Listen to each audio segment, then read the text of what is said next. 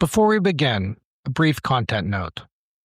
This episode covers a difficult moment in American history and includes detailed depictions of violence, including events in which several people die, one of them a young boy. Listener discretion is advised. Is that good? Yeah. Welcome to Prime Factors. This week, the incident on King Street. Hip, hip. Hip, hip. Hip, hip.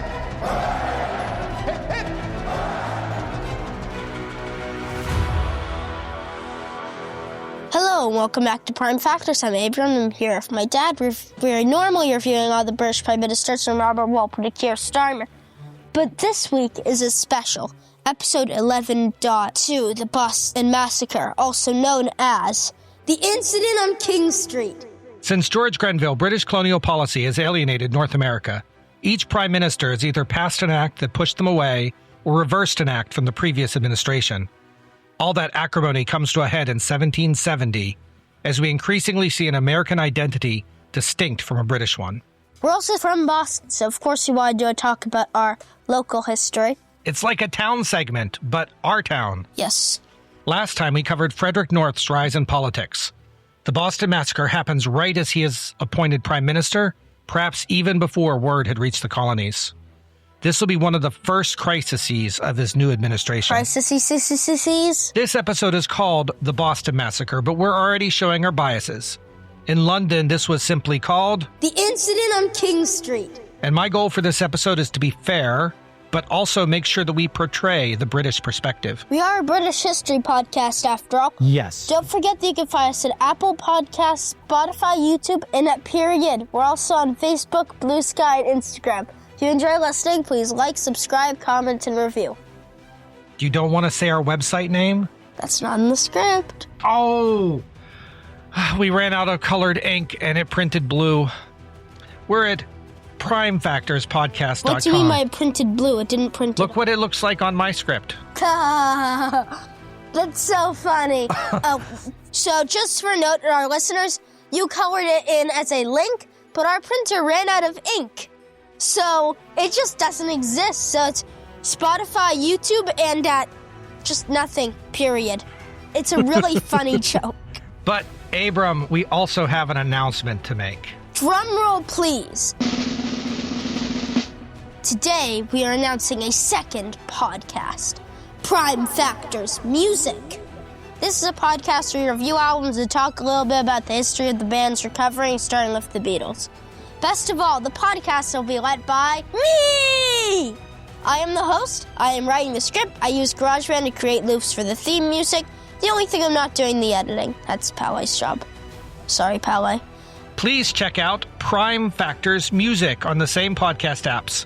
The first episode, Please Please Me, is out now.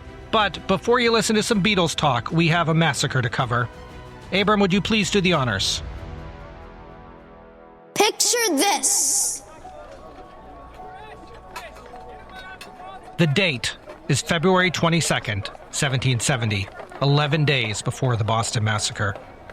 On this Thursday morning, Boston is frigid and bustling. It is market day, and the city is crowded with farmers and merchants who have poured in to sell their goods at the market outside of Faneuil Hall or to shop from the city's many fine stores. Market day in Boston was also a school holiday. The streets were teeming with children, mostly boys and young men, socializing, playing in the lightly snow-covered streets, and trying to stay out of trouble.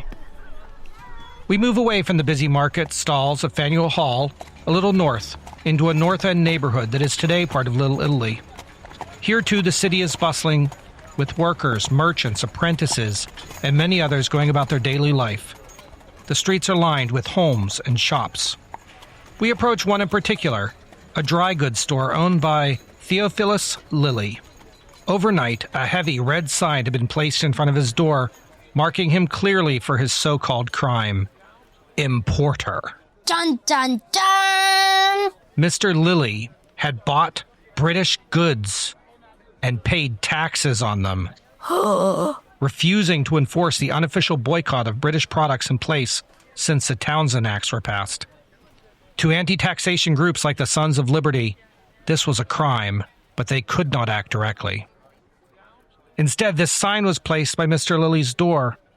A few unkempt schoolboys stood nearby like 18th century picketers, taunting anyone who came near his shop door. They threw insults, mud, and Abram, What? they threw manure. It was a simple way to punish the shop owner, but it was effective. Although this is Mr. Lilly's shop, this is not Mr. Lilly's story. Instead, we must turn to his neighbor, Ebenezer Richardson. Abram, listen closely. You have to tell me whether he is the hero or the villain of this story. Is he evil or is he good? Well, that's what you're going to tell me in a minute. Mr. Richardson woke up that morning to see his friend's shop marked, forced closed by a boycott-enforcing street mob with schoolboys doing most of the dirty work. For all that the Sons of Liberty pushed against the taxes and the troops that had been stationed in Boston, Richardson was the opposite.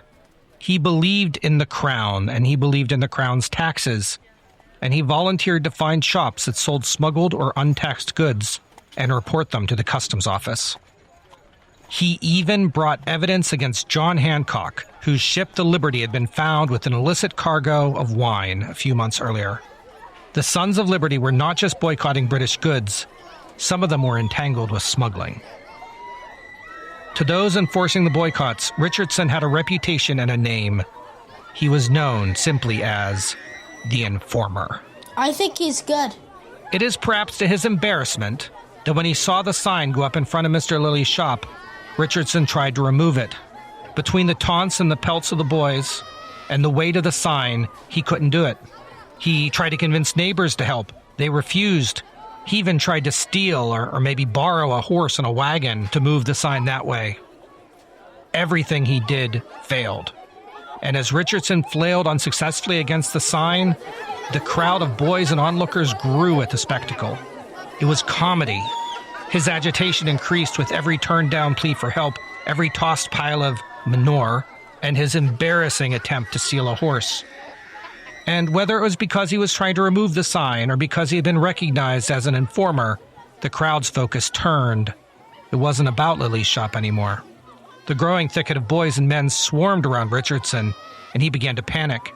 He fled into his nearby home where his wife and daughters looked on worriedly out the window. The mob followed him to his doorstep. Racing up the stairs, Richardson threw open his second-story window and looked out onto the street. Word was getting around, and the group outside continued to swell. Schoolboys and apprentices poured in from the neighboring streets. But there in the crowd, Richardson spotted him. Standing hardly taller than the angry teens surrounding him was Thomas Knox, a leader of the Sons of Liberty. Richardson seethed, thoughts churning in his head. This wasn't just the work of schoolboys, he reasoned. This was Knox's doing. This was revenge for what he had told the customs office. Richardson leaned out the window to scream at Knox. Perjury! Perjury! Knox and the others had lied to the customs office, and Richardson had called them out for it. He looked at the assembled mob around his house and screamed at Knox a second time. By the eternal God, I'll make it too hot for you tonight. Abram, I want you to hold your ears for a second. What? Knox didn't try to mask his presence. Come out, you damn son of a bitch! I'll have your heart out, your liver out. Yes, sir! Now, to be clear, this is from the transcript, Abram. This is educational swearing. Don't care! Yes, sir! At the reply, the mob went on the offensive.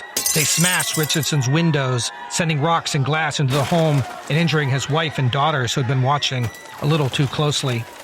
They fled deeper into the home. It was now a siege. Men and boys swarmed around the back of the house to try the rear door, while others poured in the front. Stones were thrown. The metal lattice of his windows bent and broken. Across town, word had reached Lieutenant Governor Hutchinson of the riot, but he was paralyzed. After a so-called battle between Redcoats and the Sons of Liberty in New York had ended in bloodshed only a week earlier, he was not eager to send in troops. Instead, he commanded the sheriff to go to Middle Street and try to keep the peace.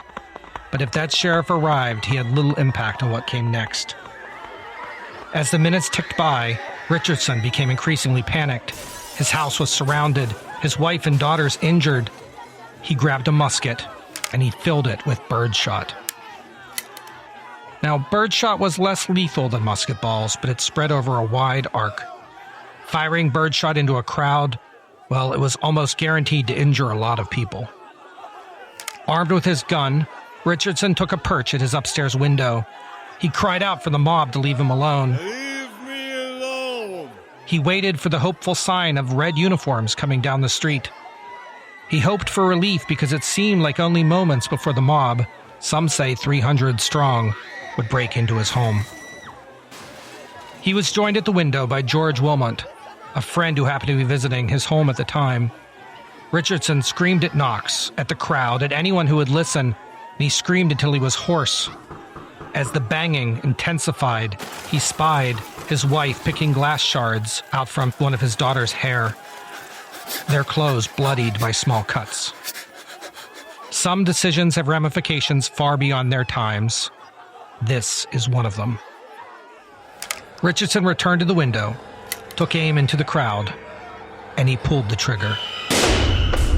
The musket screamed as a volley of birdshot scattered into the sea of men and boys. Immediately, the sound of musket was replaced by screams of pain, anger, and fear from below. With dozens of men and boys all clustered together, it was impossible to miss. But instead of the birdshot scattering wide, the short distance from the upstairs window and the men below meant that the fire was concentrated. A few boys were lucky, torn clothing and scratches. One boy was shot in the hand. But another boy, an 11-year-old German immigrant named Christopher Sider, was not so lucky. He was struck 11 times, bent over with a stone still in his hand. He hit the street immediately, and the mob parted in shock. The crowd's shock turned to anger. Someone began ringing the church bells. With renewed strength, older boys smashed open Richardson's door and demolished his windows. A few rushed in and grabbed Richardson and Wilmot, forcibly dragging them down the stairs and into the waiting mob outside. Already, a rope was being hung over a nearby sign. Richardson struggled, trying to find a friendly face in the crowd, but there was no escape. A few members of the mob pulled Christopher aside to tend his wounds, but the rest were inflamed. Just as Richardson was about to be lynched, a powerful voice cried out for them to stop. Whether summoned by the bells or already nearby, William Molyneux now appeared. Molyneux was a Sons of Liberty leader, and he put himself between the mob and Richardson. Against their protests, he promised the crowd that Richardson would be hanged, but it would be, quote, by the form of the laws. With a new direction to their energy, the assembled mob dragged the struggling Richardson and Wilmot through the Boston streets towards the city jail. Christopher Sider died of his injuries a few hours later. We'll leave Ebenezer Richardson's story there for now, as the mob drags him bloodily through the streets. Was he a frightened man defending his family and home, or was he a murderer of an 11-year-old boy? That would be up to a jury to decide. What did you think of our story, Abram? Violent. Yeah. My opinion on him is that I was on his side until he may or may not have murdered someone. And then I'm on his side, but I think he went a bit too far. I don't think he should have started shooting people. I think he should have hid instead of, shooting people. Yeah. Since the last section, Abram and I took a break, and we had a little bit of a chat. This is a challenging topic for us. Things that happen in Boston feel real in a way that things that happen in a kingdom across the sea certainly don't. So I'm going to be a little bit more understanding of that as we continue through the episode. I promise the rest of it isn't this dark. The real thing I want to make sure we hit on is there were some really difficult things going on in this city that by both the British and the Americans that ultimately led to the conflict that became the American Revolution. So there will still be some difficult things that happen in this episode, but we're going to go. Are you ready, Abram? I'm ready. All right. A brief history of Boston. We've talked a bit about Boston before. It's our home. You can find more in the Stamp Act episode, but let me catch you up if you have lost track of what's been going on here since George Grenville. Boston was founded in 1630 as a city on the hill, an idealized home for the Puritans of the Massachusetts Bay Colony. They fled England during the reign of King Charles I. This is just a bit north of Plymouth, which is where we get the Pilgrims and the First Thanksgiving and the funny hats and all of that Americana. They were both religious refugees, but they are not the same religious refugees. The original capital of Massachusetts Bay was Charlestown on the Charles River, but they moved across the river 2 years later to Tremontaine, which they renamed Boston, as it was both more defensible and had better access to water. Boston was then just about an island with a narrow neck to the west that was hardly wider than a road, which connected the peninsula to the mainland. Today, it looks nothing like that. Most of the harbor was filled in and swampland reclaimed, but in those days, having water on three sides and a highly defensible entrance allowed it to grow as a prominent port for fishing and trade. I have a map here to help Abram, and we're going to put it up on the website. Abram, do you see our map? Yes. Boston looks ugly! It definitely looks different, doesn't it? Ugly. Why do you say ugly? Because it could easily get beheaded.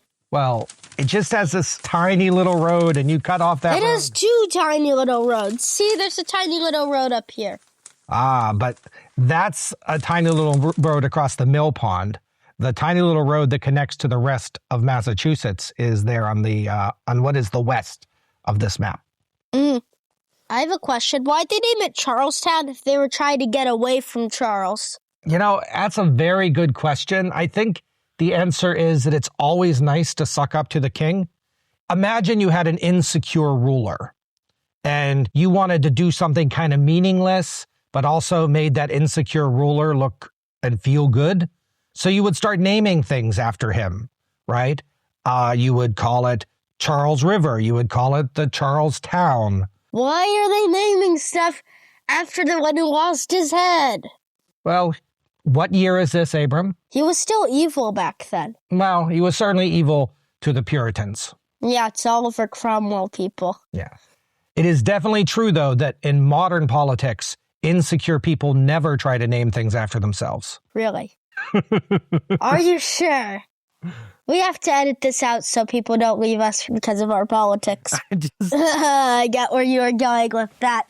Anyway, during the English Civil War and the Protectorate, Puritan settlement dropped, and Boston and the Massachusetts Bay more generally became appealing to immigrants of all sorts.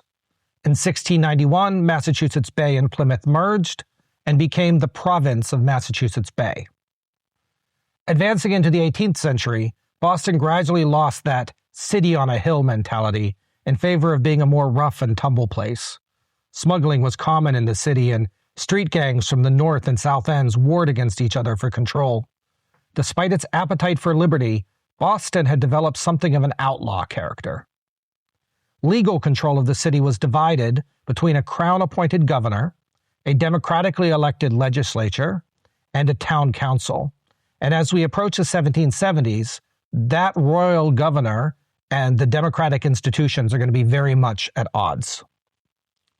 Less officially, the Sons of Liberty. Have you heard of them? Yeah, but liberty is not person. They can't have kids. So less officially, the Sons of Liberty have a significant amount of control, with street mobs and protesters moving at their suggestions.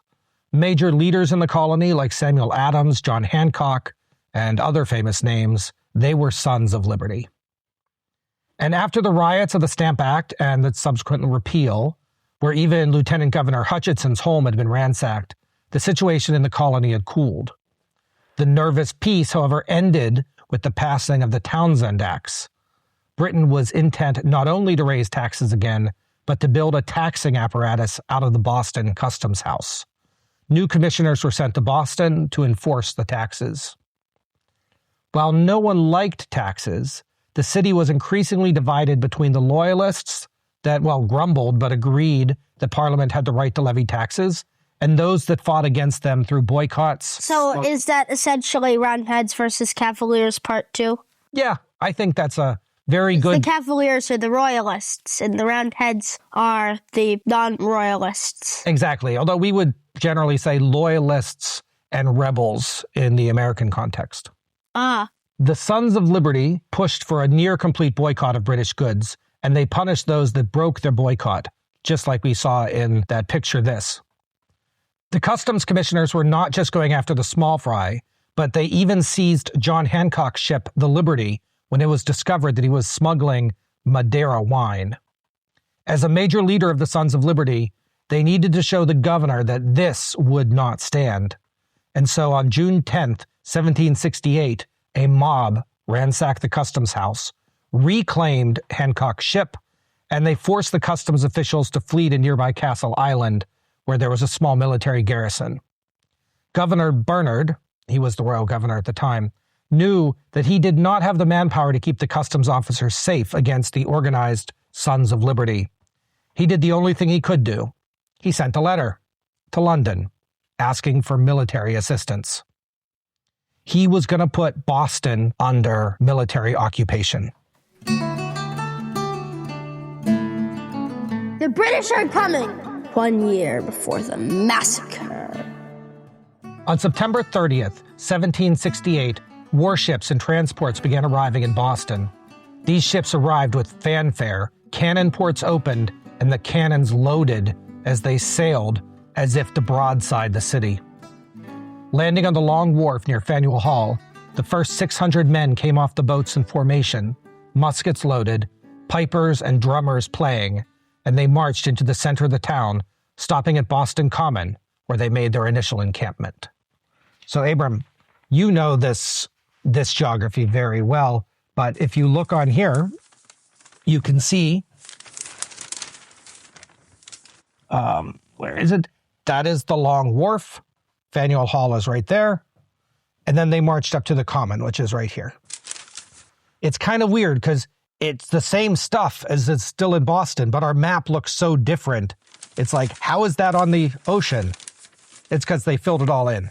Yeah. Oh, one thing cool is that this, I think, now is like the thing that's across from Cambridge now. And this is now filled in. Well, that is definitely filled in, yes. So Cambridge is now like right over here or something? Yes, I think so. And they filled in a lot of Cambridge. Well, they filled in a lot of everything.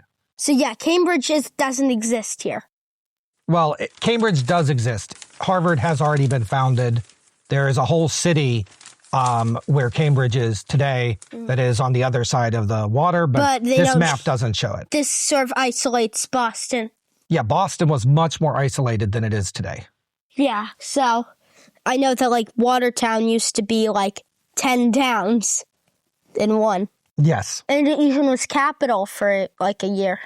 It was. Yes. By the end of October, 2 regiments, the 14th and 29th regiments, were fully in Boston, placing roughly 2,000 soldiers in a city of about 16,000 people. There was roughly 1 soldier for every 8 people living in the city. The purpose of this display and the massive number of troops was essentially shock and awe. And the Sons of Liberty were, well, at least initially cowed. Just finding places for that many soldiers to sleep was a big problem, so the governor initially stationed them in Faneuil Hall and then at the Old State House, essentially planting troops in the hearts of Massachusetts' democratic apparatus. Right? Faneuil Hall is where the town meeting met. Why do you say apparatus so much? I like the word. Apparatus. The Old State House was where the legislature met. So they're putting the troops... So what's the new ugly building then? Oh, the new ugly building? That was built in the 1970s. That is Boston City Hall. Boston is home to one of the ugliest known buildings. It is true. Boo-hoo. Very quickly, however, cracks began emerging in this overwhelming display of power. Many of the soldiers were poor and provisions were hard to come by. It was not long before soldiers started looking for side work. And while they were entirely unwelcome, they did begin to displace the poorest and most menial workers in the town, adding to an already stressful situation.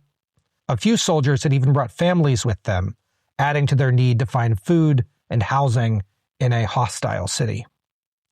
Troop cohesion was difficult to maintain. Some soldiers deserted into the Massachusetts countryside, and some of those that were found were executed as a warning to others.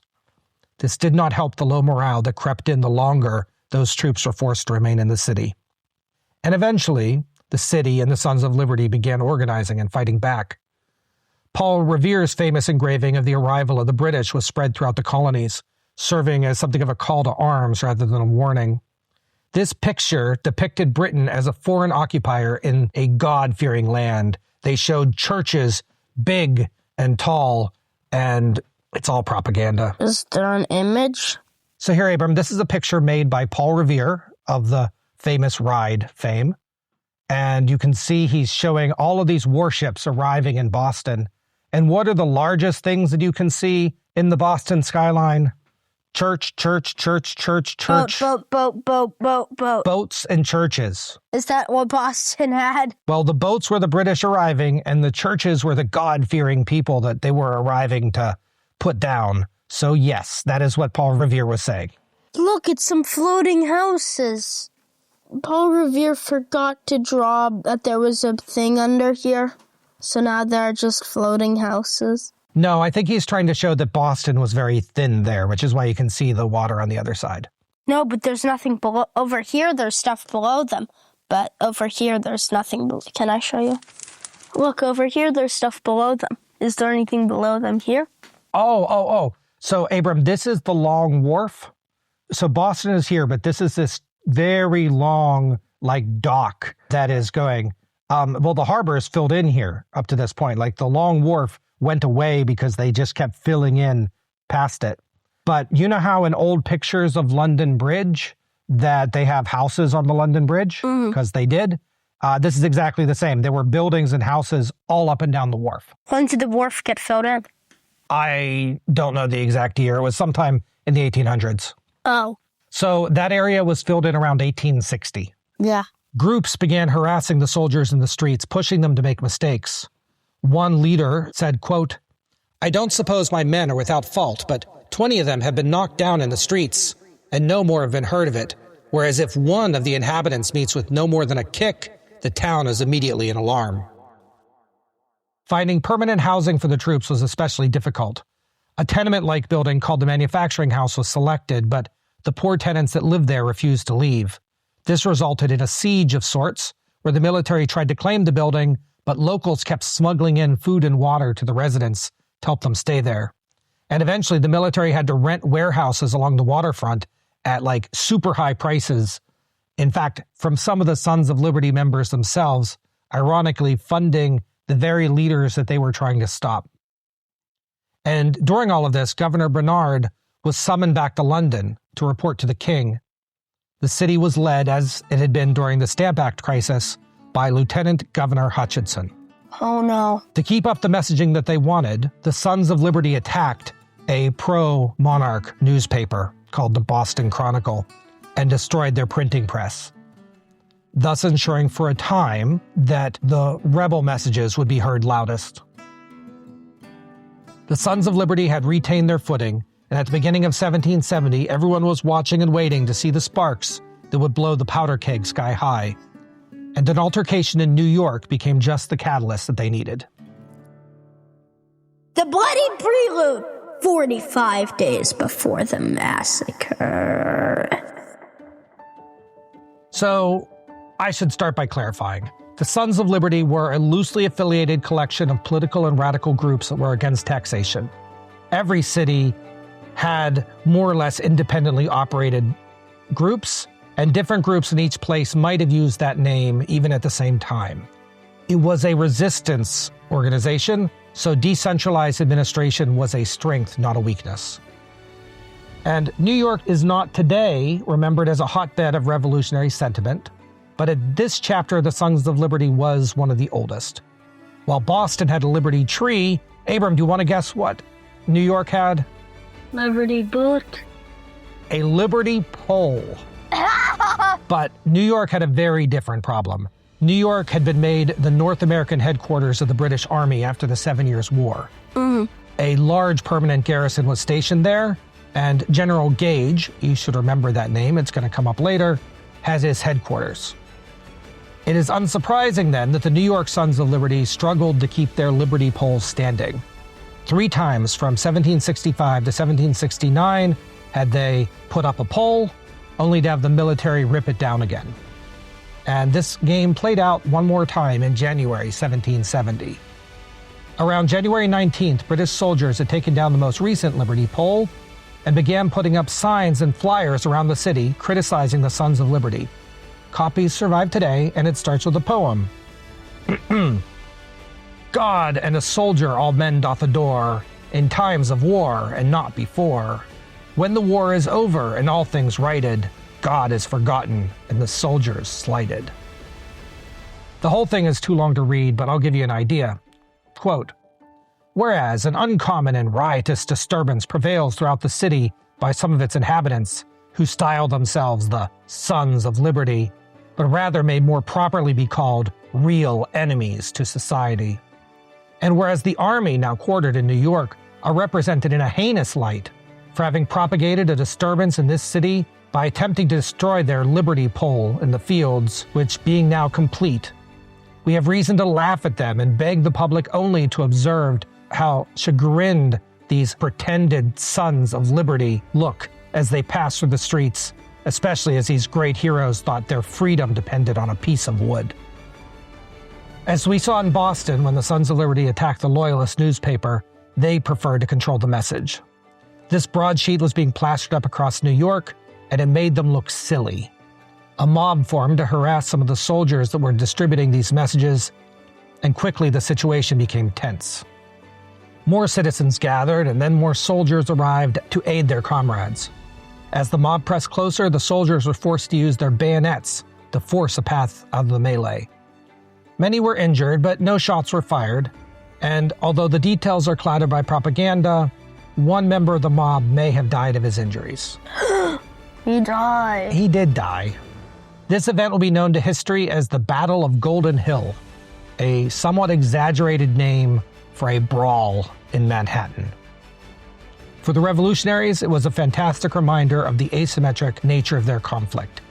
They could harass soldiers and get away with a bloody nose and a propaganda win, but the soldiers themselves were not permitted to fire, despite being better armed and better trained. Then why were they better trained if they can't even use it? Well, think about it. The military is there to keep the peace. They really weren't keeping the peace because they weren't allowed to fire. So you want the military to shoot the protesters? I don't know. It's a very tough question. You've hit the heart of the problem, Abram. How do you deal with unruly protesters with a military? If the military shoots, they're oppressors. If they don't shoot, they get made fun of. So for the Sons of Liberty in Boston, this was practically a dress rehearsal. The death of Christopher Sider, 11 days before the massacre. By February, Lieutenant Governor Hutchinson was watching the situation in New York carefully. He tried to force the provincial assembly to relocate out of Boston so that it'd be less influenced by the mob, but he failed. And this catches us up to our opening segment. The Sons of Liberty ran an aggressive boycott campaign against British goods, and they would use boys and young men to intimidate shoppers away from buying goods from anyone that violated the boycott. On the morning of February 22nd, the group protested outside of Lily's shop in the North End. Ebenezer Richardson really did try, perhaps even comically, to remove the sign, but the situation turned violent. The mob chased him into his home, they injured his wife and daughter, and eventually he fired into the crowd, killing the 11-year-old Christopher Sider. I think that I'm on his side. I don't think he should have killed anyone, but I feel like the Sons of Liberty were going too far in that one. Yeah, this is really tough, isn't it? Yeah. I've done my best to be accurate in the portrayal, but several sources have different takes. There's a lot of propaganda going on. Were the Sons of Liberty protesting one shop that morning or 4? What did the sign look like exactly? Did he fire from the ground floor or from above? When did he see Thomas Knox? Who did he shout insults to? So many things, right? There's a million questions, but none of that changes the big picture. Ebenezer Richardson was chased by the mob in an impossible situation, and he narrowly avoided being lynched when he fired into the crowd. 4 days later, Christopher Sider's funeral was probably the largest ever in the colonies. 2,000 angry Bostonians led his casket in a procession that symbolized the three democratic centers of power in the colony. They took it past the old State House, the Liberty Tree, and Faneuil Hall, the legislature, the Sons of Liberty, and the City Council. And the casket was finally laid to rest in the Granary burial grounds. The funeral was staged managed by the Sons of Liberty as a show of force and solidarity against the British establishment in the city, while Richardson, the great informer, sat in the city jail. The mob had wanted him to be hung for murder, but before they could have a trial, the next domino fell. The rope walkers, 3 days before the massacre! So first, Abram, you're probably asking, Dad, what is a rope walker? I know the people are on tight ropes. No! They're literally a rope walker! They are, but that is not who we're talking about. Can you imagine if, the Boston Massacre was started by circus people? What if their lions accidentally attacked someone and started a massacre, which got two sides involved? So in Boston, there were these long factories near the docks where workers would lay out long strands of fibers and spin them together to form ropes. But because ropes are really long, these factories would be very, very, very long. And it'd be like this. Oh, yeah. Like this long and this wide, Oh, yeah. Very long, thin factories that were along the docks. Rope walking was not a high-skilled job, but it required close teamwork and camaraderie among the teams making the ropes. And remember also that there were lots of soldiers near the docks, and it was not uncommon for troops that needed a little extra money to find small jobs that they could do around the city to make the ends meet. And on March 2nd, Patrick Walker, a soldier, was walking by one of the rope walks in the South End, where he was approached and he was asked, "Do you need a job?" He said he did. But the man asking was not serious, and he laughingly told him that he wanted him to go empty out his outhouse. He actually used a much less polite term, but Abram yelled at me for swearing, so I'm not going to say it. Walker and the man began to fight, but rope walking is strenuous business, and the large man had no difficulty knocking down a British soldier and stealing his sword. Did he the soldier? No. Why? He could have easily the soldier. They were having a brawl. The soldier ran away, but came back a few minutes later with a dozen soldiers. But still, the men of the rope walk would not let them pass or give back the sword. More soldiers were gathered, but again they were pushed back, and eventually Walker and the others returned to their barracks, minus one sword and minus a lot of pride. These are big, burly men. They just made a whole bunch of British soldiers look stupid. The animosity between the rope walkers and the soldiers only increased over the coming days, with multiple incidents where soldiers would harass the workers or vice versa. On the night of the 3rd, however, a soldier did not return to his barracks and was missing. Immediately, suspicions grew that he had been harmed or killed by the rope walkers, so the military arrived in force and searched the rope walks, but they found no sign of the missing soldier. The situation worsened as more rope walkers reported soldiers were following them back to their homes. By the morning of the 5th, the missing soldier had been found. The Boston newspaper reported that he had been found at a brothel the whole time, but this might have been propaganda. You know what a brothel is, right? No. It's a store that's illegal where you can go to buy sex. Yes! Ah! What? The events of a few hours later made the question of where the missing soldier had been almost moot.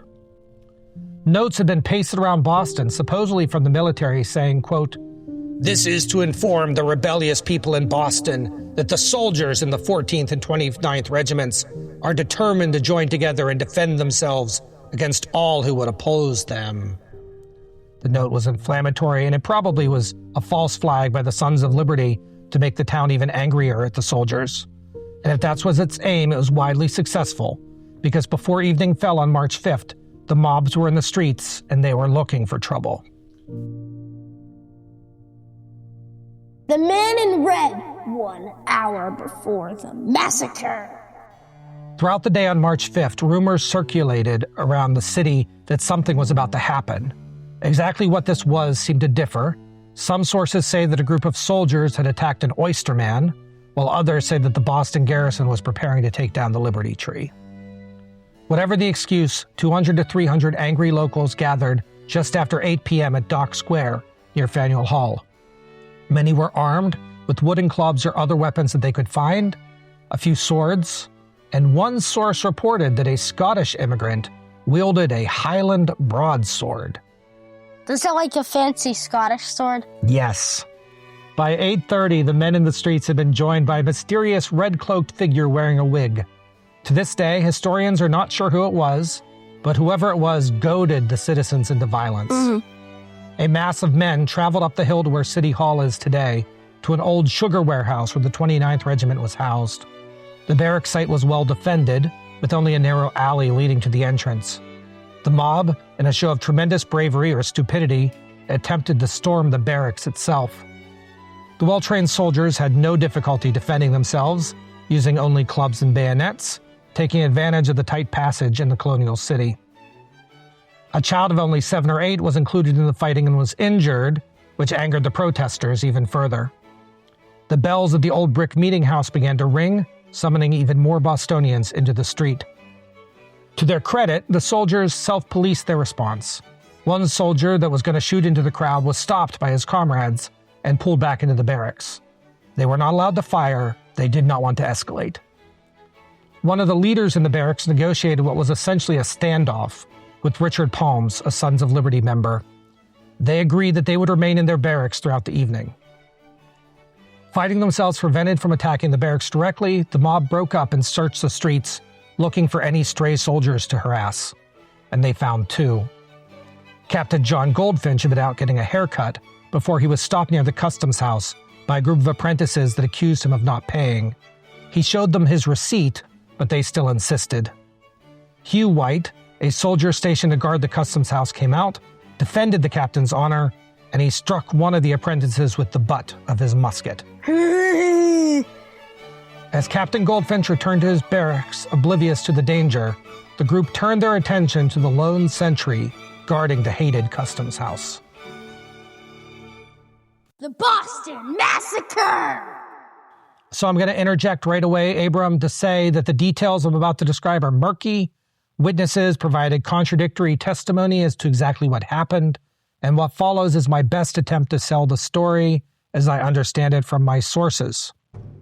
Hugh White was alone in front of the customs house, surrounded by a group of taunting young apprentices. In what might be one of history's most obviously incorrect statements, a constable appeared in the square. White shouted for assistance, but the constable appeared unfazed or oblivious. He told the apprentices to disperse, but he laughed off the whole thing. He said that they were just children and really wouldn't hurt him. They're just having a bit of fun. And when the constable walked away and the young apprentices did not, White suspected that he was in danger. He abandoned his sentry box and retreated to the customs house steps, perhaps hoping to be let in or at least have some safety and higher ground. By this time, the crowd had swelled to about 15 to 20 youths. The crowd continued their taunts, and White, visibly shaken, made a show of loading his musket. He swore here. Should I not swear? If you do, I'll say, yes, swear! All right. Darn them, he was heard to say. If they molest me, I will fire. Fire. Someone in the crowd responded, fire and be darned.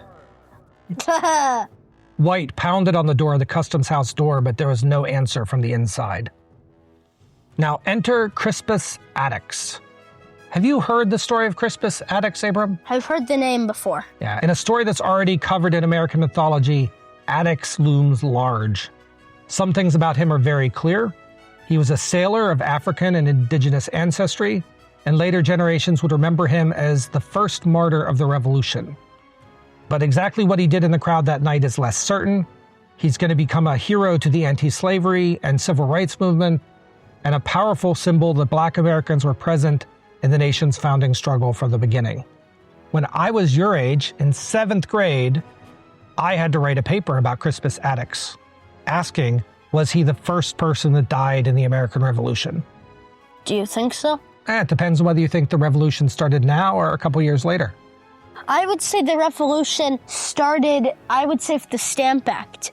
I would say it wasn't a war until 1775, but I would say it started with the Stamp Act.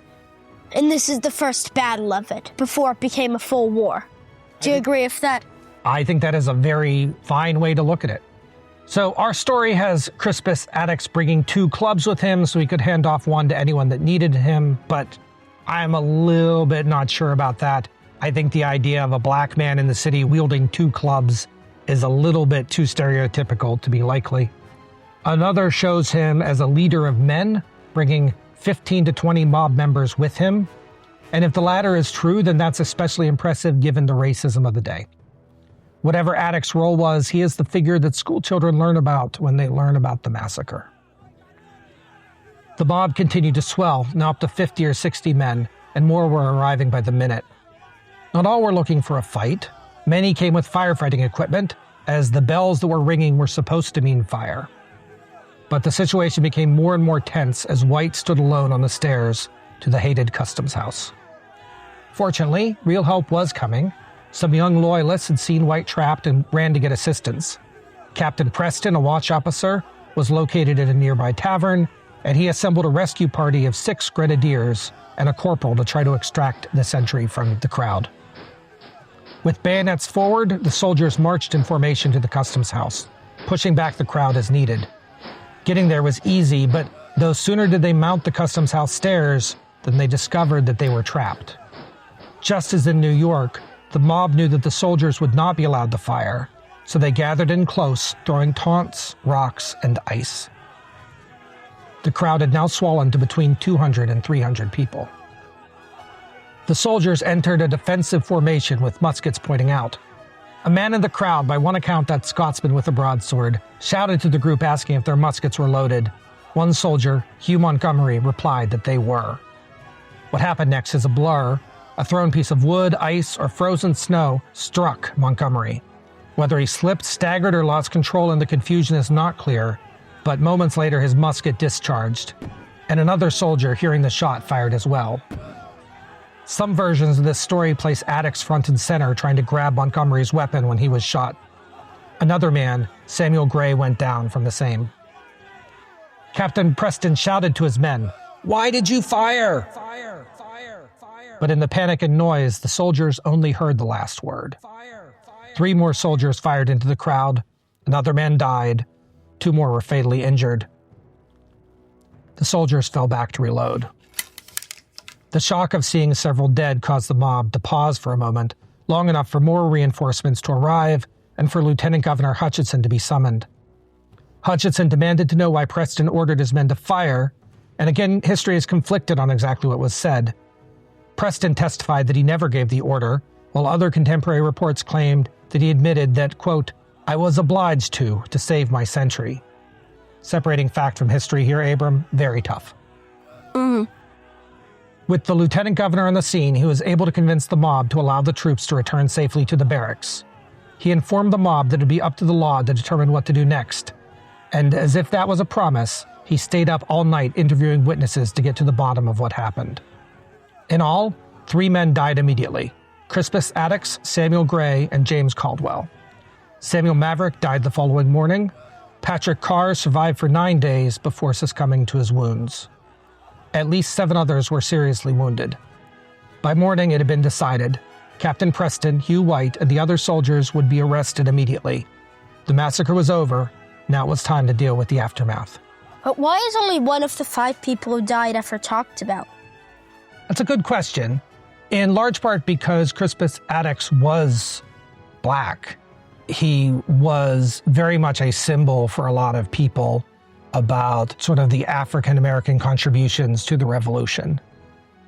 The other 2 members were equally important, but I didn't learn about them in school. I only learned about Crispus Attucks. I learned that 5 people died, but Crispus Attucks was the only one that I actually like. Yeah, I think Do you agree with that? Yes, absolutely. I think history is unfair. I can't even tell you about the others, and I've just read 2 books. I feel like Crispus Attucks does get a bit more focus on than he needs because the others were important too. Yeah, most sources say that Crispus Attucks died first, although one of the books I was reading said that actually that's propaganda too, and that Samuel Gray died first. But, having Attucks be the first martyr was a much more of a propaganda win. It's so hard to separate fact from fiction here, and I think you're 100% correct to say that out of the 5 that died, he is the only one that I learned about in school, and I think that the only one that you're learning about. I learned about this in 4th grade. Yeah, this is a really big event in American history. So if you're British and you're learning about this for the first time, you learn about this when you're young here. The aftermath. The following day was full of meetings as both the Colonials and the Lieutenant Governor Hutchinson tried to make sense of what had happened and how they could each navigate a complex situation. The people of Boston, as represented by the Sons of Liberty members Samuel Adams, William Molyneux, and John Hancock, demanded that the troops leave the city immediately. Hutchinson claimed that only General Gage in New York had that authority, but seeing a mob of people outside his window was extremely convincing. He agreed that the soldiers could be moved to Castle Island, south of the city.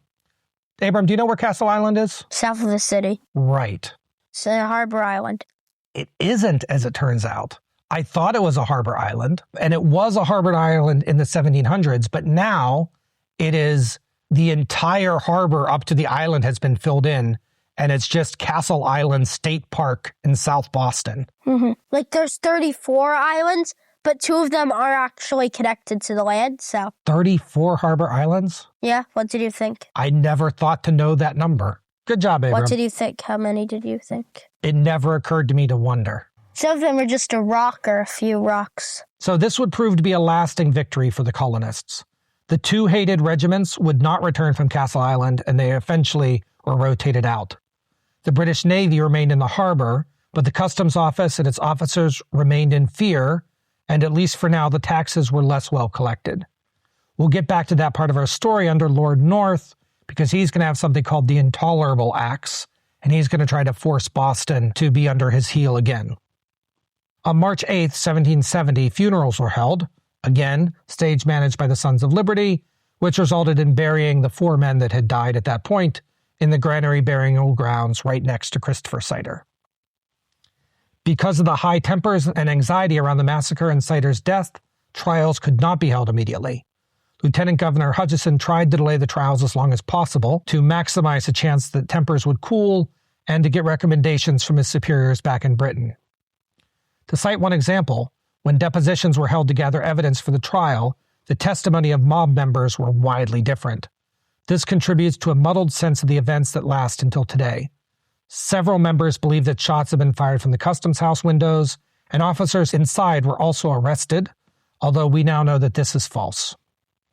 False or not, this is the image that Paul Revere and the Sons of Liberty wanted to spread around the colonies, and Revere has a very famous picture of the massacre, which became how many people remember it today. So, did Paul Revere just make pictures?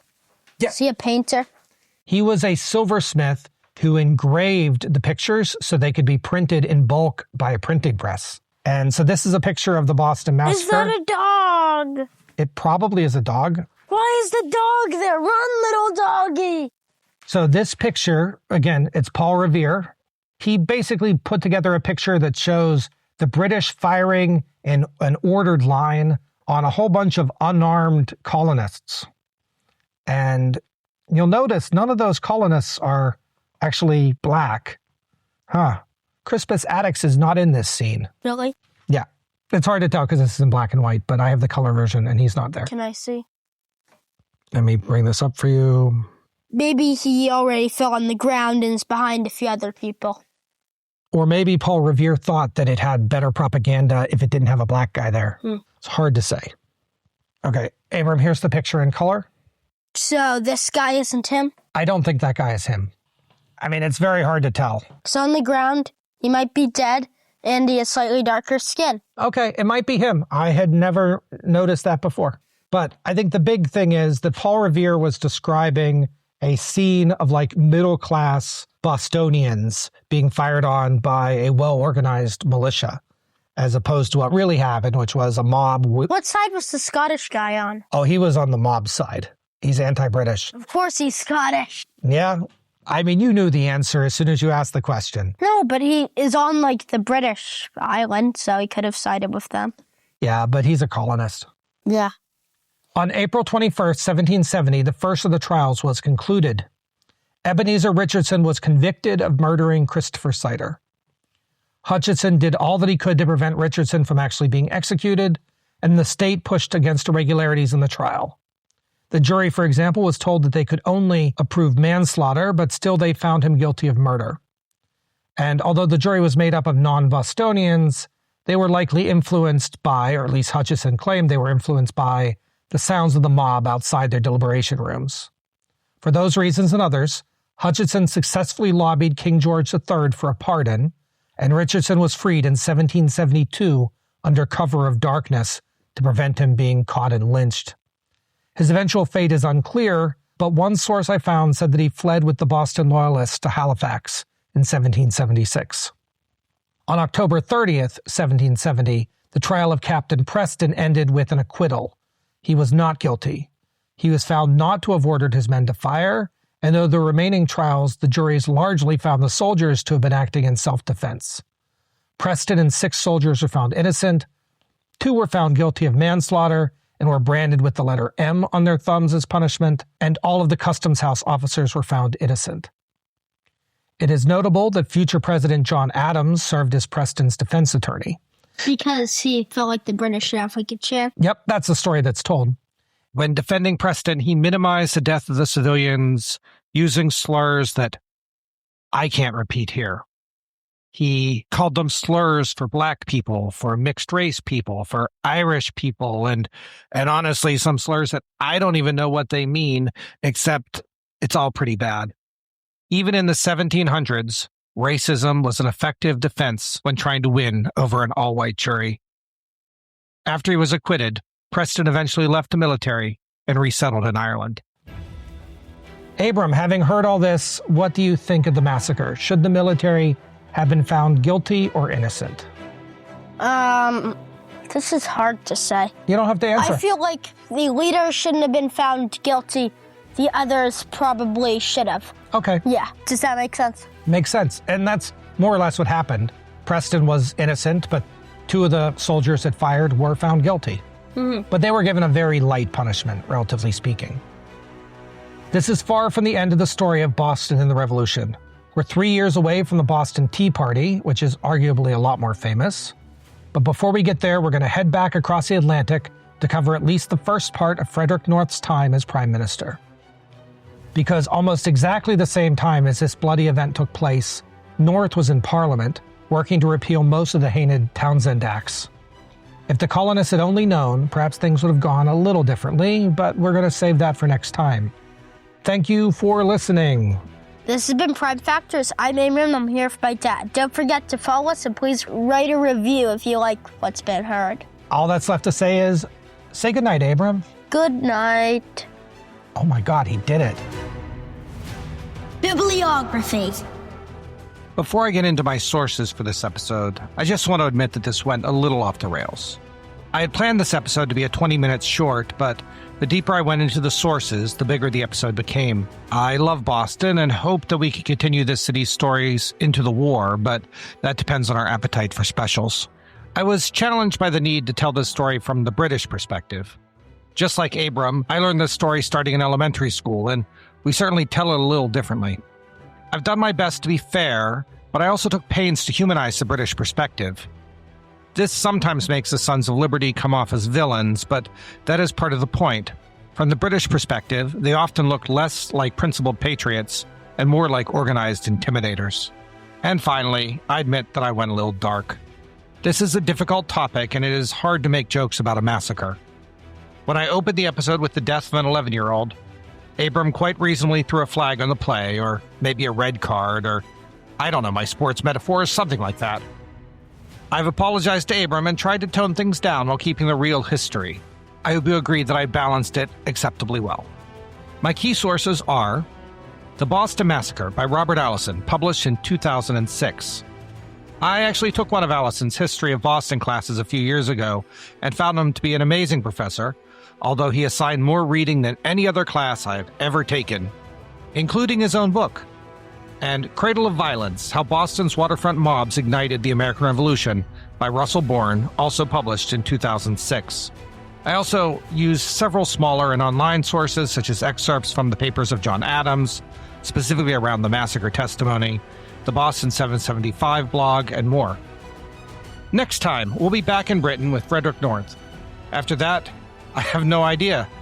I'm trying to arrange some interviews and sketch out what the next couple of episodes will look like, but how slowly or quickly we get to the end of the revolution is really not quite decided yet.